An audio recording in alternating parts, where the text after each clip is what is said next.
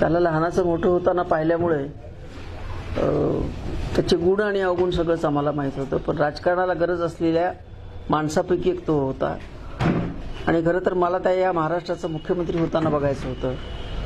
आणि अचानक का असं घडलं, त्याला दुर्दैव या पलीकडे शब्द नाही की हे महाराष्ट्राचंही दुर्दैव आहे, आमचंही दुर्दैव आहे, त्यांच्या परिवाराचं पण दुर्दैव आहे की अजितसारखा अफाट ताकद असलेला माणूस अशा पद्धतीने जावा.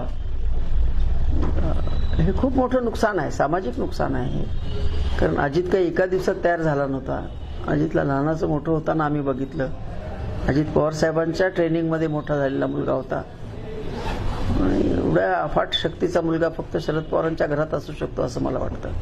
अजितच्या सोबतच्या जास्त आठवणी यासाठी देऊ शकत नाही, एकदा तो खूप कमी बोलायचा आणि वडील माणसांच्या समोर तो बसायचा सुद्धा नाही. माझ्या शेजारी कधीच बसला नाही तो. असं बाजूला बसायचा, समोरला बसायचा. भयंकर आदराने वागायचा म्हणजे. आणि ते भयंकर आदराने वागण्यामध्ये मग त्याच्याशी गप्पा बिप्पा कधी फार होत नव्हत्या. कामापुरतं बोलायचा, फटाफट बोलायचा आणि फटाफट निघून जायचा. त्याच्यामुळे त्याचा प्रदीर्घ सहवास त्याच्या पत्नीला सुद्धा लाभला की नाही याची शंका आहे मला. कारण तो इतका कामात असायचा, भयानक कामाचा वेळ. मग त्याला विचारायचे, आजी तू झोपतो की नाही रात्रीच्या? झोपतो ना ताई म्हणे, 4-5 तास झोपतो.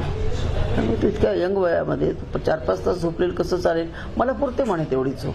एवढंच बोलायचं. आणि इथं नांदेडला आला की माझ्या घरी तिथे अंगणातच जेवायचा. त्याला नॉनव्हेजचं भयानक शौक. तो म्हणायचं की नाही तुमच्याकडे चिकन फार चांगलं बनवतो, आमचा रमेश चिकन खूप चांगलं बनवतो. मी तर व्हेजिटेरियन आहे, कसं बनवतो काय माहीत नाही, खूप छान करतो. आणि खूप असं त्याला मनापासून जेवायचा. आणि मग राजकारण, दोनच व्यसनं होती त्याला, उत्तम जेवणे आणि उत्तम काम करणे.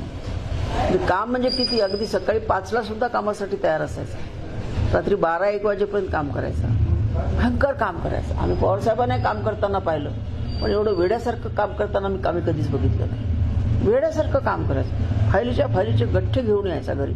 आणि खूप मेहनत घेतली त्यांनी, त्याच्या खूप अपेक्षा होत्या. थोडा तो कडक होता स्वभावाने, त्यामुळे लोकांना असं वाटायचं की दादा रागवतात फार. दादा रागवत नसायचे. फापट फसारा कोणी लावला की रागवायचे. काय लावलं तुम्ही, तुमचं काय काम आहे सांगा ना पटकन.